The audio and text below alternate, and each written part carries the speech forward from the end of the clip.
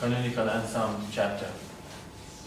So the next one is little hard because I needed to review many quantum mechanics for you, so that's where waste of time. But anyway, because I'm not sure about that.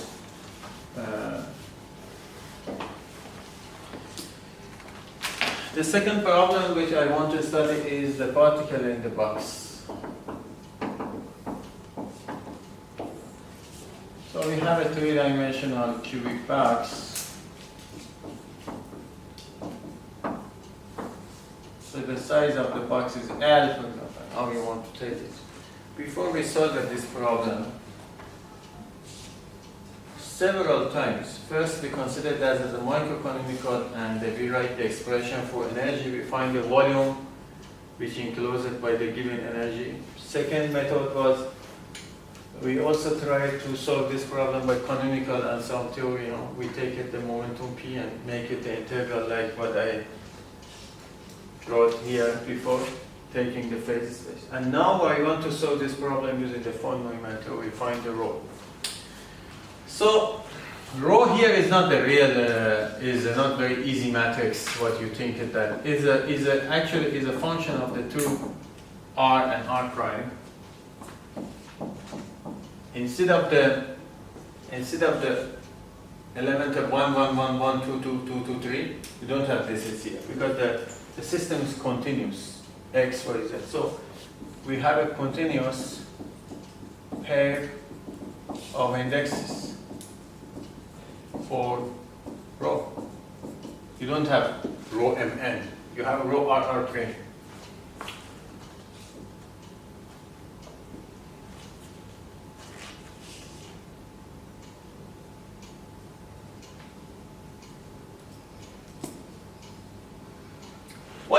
What is the problem? The problem is that you need to find this minus E minus beta H. Yeah? You want to find this operator.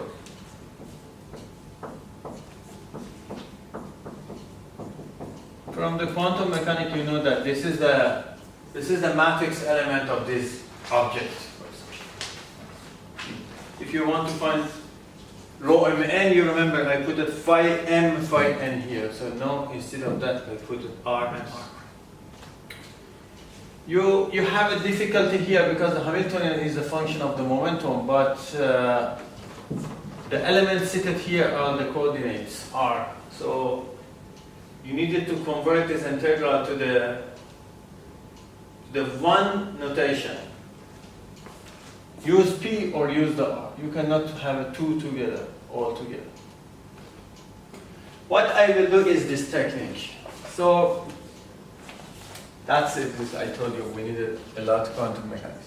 We have operator P. So operator P has some vector fields. We call it P. They are the eigenvalue of these operators. You know what is the P? P is minus IH bar gradient in the quantum mechanics. The good thing is that this P is the same vector for Hamiltonian because P and Hamiltonian will be commutated. Because of the H and the P is 0, so they have a same set of eigenvectors.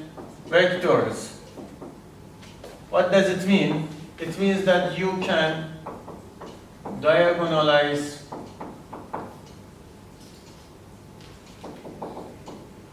H and the P simultaneously. At the same time, you can make it this diagonal with the same vector P.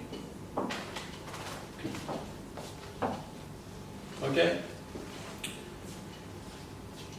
But you have here R, so what's the problem? The problem is that I have this identity.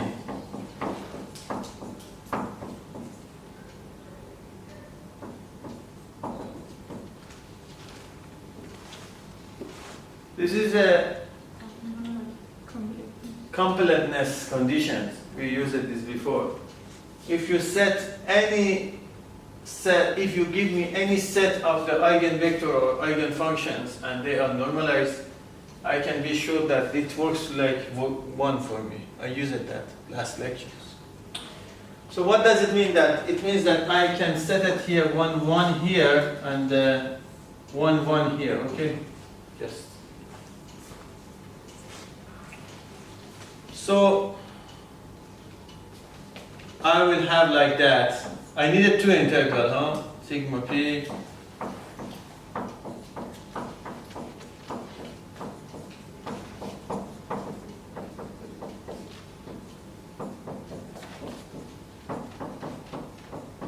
This, huh? Now the situation is better because Hamiltonian is a function of the p, can jump from this vector. Can jump from this vector, so it will be just p prime square over 2m p prime. This is number now. That's a number now, so it can be out from this. So will be integral of the dp prime. This is something which you don't know. I will explain you what is that. Can I call it this psi pr? Okay, just for some reason.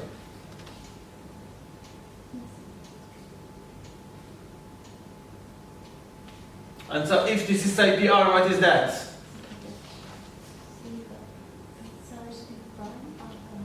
Psi p prime r prime. This, huh? No. This is a RP, but this is a PR. It will be the opposite. Okay, complex. What is opposite? What's R opposite? prime, B prime. What's opposite? Complex. Complex conjugate, yes. We don't have opposite.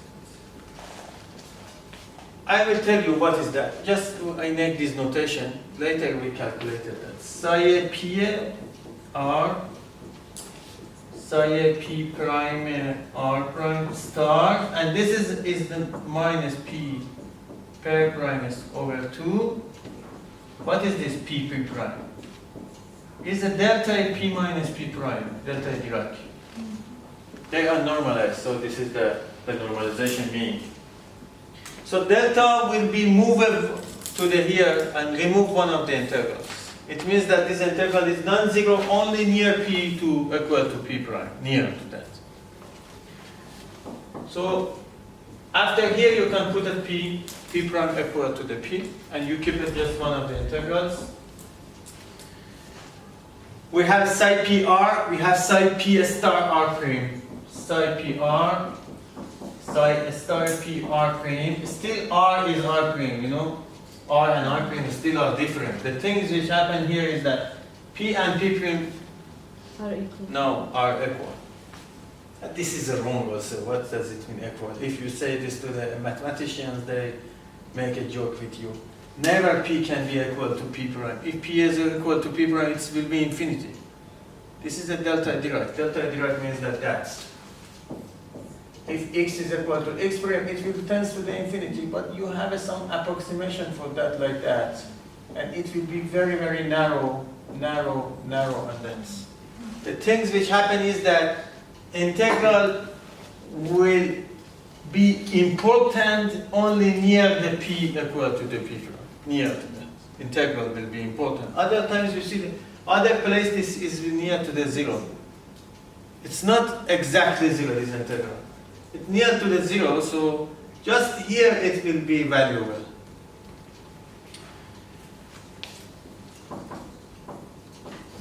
Okay.